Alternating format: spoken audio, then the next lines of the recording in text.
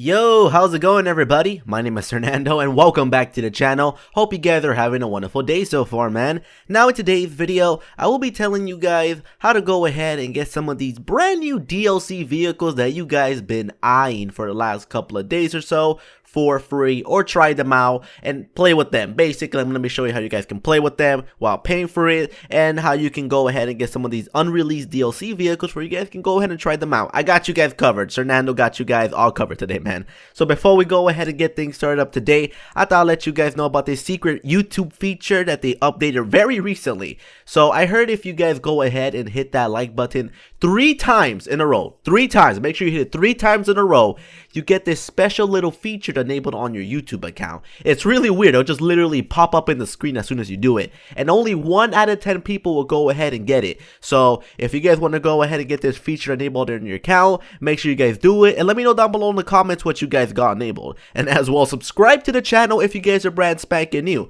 I will hate it if you missed out any of my brand new videos. But with that being said, let's go on ahead and get things started up today. Alrighty people, so I'm pretty sure you guys been playing the brand new import-export DLC for the last couple of days, and something that I'm pretty sure that you guys noticed is these insane prices for these vehicles. I mean, it's probably the most expensive DLC that we got from all the other updates that we got previously, and it's pretty interesting, man. I gotta say, Rockstar really outdid themselves in draining out our wallets, and you guys are gonna see exactly what I mean by this. So if you guys make your way over towards Warstock Cash and Carry, you get to see that Rockstar basically added a shit ton of brand new vehicles in here. And I have to say, I went ahead and purchased all of them, and I wasted a lot of money. And I have to say, I wasted a lot of money on this. Now just pay attention to the price tag on these vehicles. You have the top one that goes for $2 to $3 million. The other ones that go for $1 million, $2 million, $1 million, and the majority of these vehicles go for $1 to $2 million. Now imagine how much grinding you need to do to get $1 million in the game. That's like what, like 2-3 hours of your time, depending on the job and activity that you're doing, but it takes a while. Now just imagine all that time that you spent into one of these vehicles. Now some of these vehicles are very interesting, like the one in the bottom middle right there. They had a freaking rocket. Some of the vehicles can float on water, and some of them have a ramp that you can literally flip over a freaking police car if it's right in front of you. And they're very awesome vehicles, but the problem is we really don't have the money to be spending stuff like that. It's very unfortunate, and it's very overly priced. So something that I really recommend for you guys to do is don't purchase like 3 or 4 of these vehicles. At most, just get at least 1 of these cars. I can't really tell you which one is a waste because I find them all enjoyable, but just only purchase 1 of these vehicles, just 1. If you went ahead and purchased 2 or 3, then I'm pretty sure you'll get bored of them and you won't really enjoy that much, because you're gonna be like, wow, I wasted $2 or $3 million I could have spent on a supercar. So that would be kind of unfortunate. So I would recommend you or your friends just like all gather around, purchase the cars that you guys want, and then you can just share them among each other and you just switch them up and just test them out. That's a really awesome method, and you can go ahead and save a bunch of cash. I remember I didn't really have that much money, and I had to go ahead and ask my friend, hey, can I use this one vehicle? I'm not sure if I want to go ahead and purchase it. And then I made my decision. I didn't want the car, it was too slow, and I saved a bunch of cash instead of me reselling it and earning less than what I usually get. So that's rule number 1. Don't buy all the vehicles, guys. I strongly recommend for you guys to like buy at least 1 of them, or just test them out among your friends. Now if you guys want to go ahead and see how you can test out these vehicles without breaking the bank, while sacrificing that much, there is a way, people. Not a lot of people actually know about this, so I thought I'd give you guys this humongous tip. I mean, you guys are probably saving millions of dollars from doing this, because the majority of people like to go ahead and do is say, okay, the vehicle is shit, maybe if I upgrade it'll be a little bit better.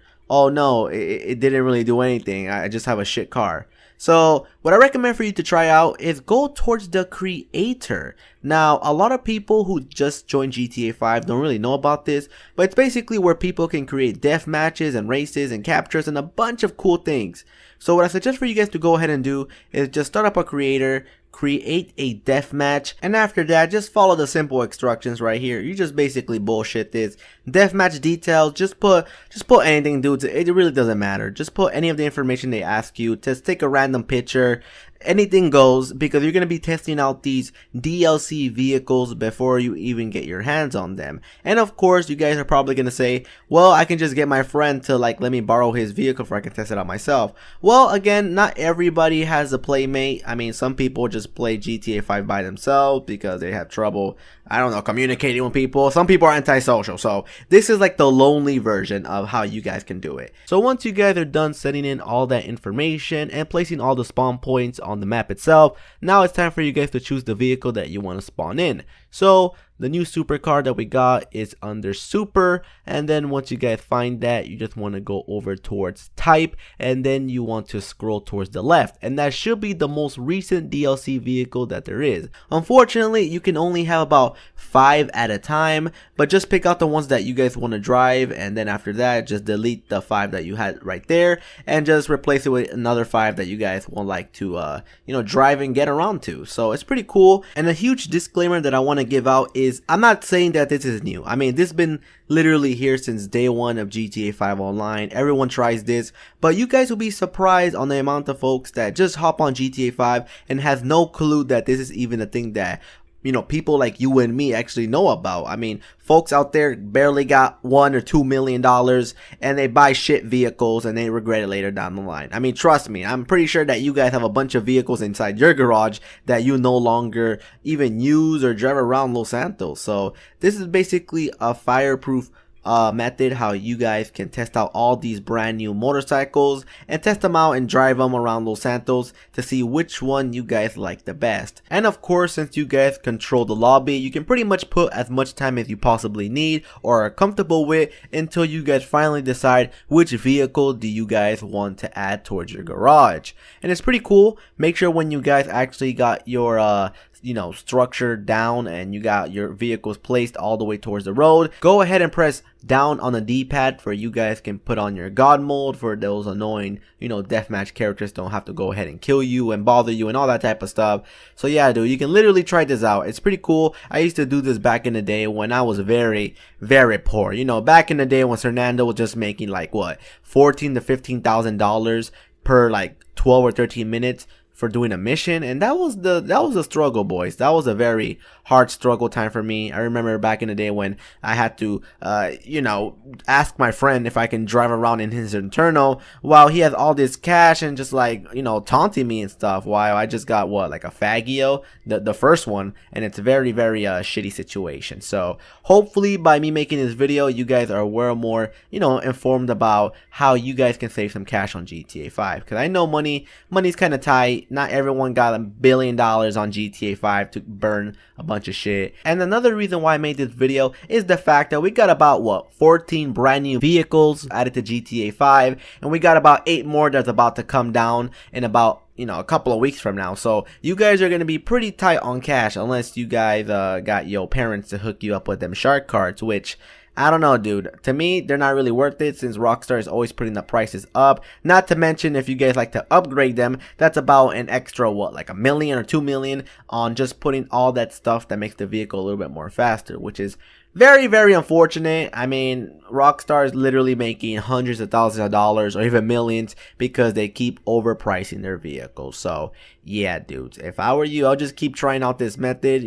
If you have like $1 million saved up, then just buy the one that you guys really want, that for sure that you're going to be driving around. I mean, surprisingly, even though that the vehicles are very cheap, they do make up from the stuff that you guys can actually put on them. So let's just say that a vehicle costs about like $40,000, then the upgrades on them can possibly go for more than the car price itself.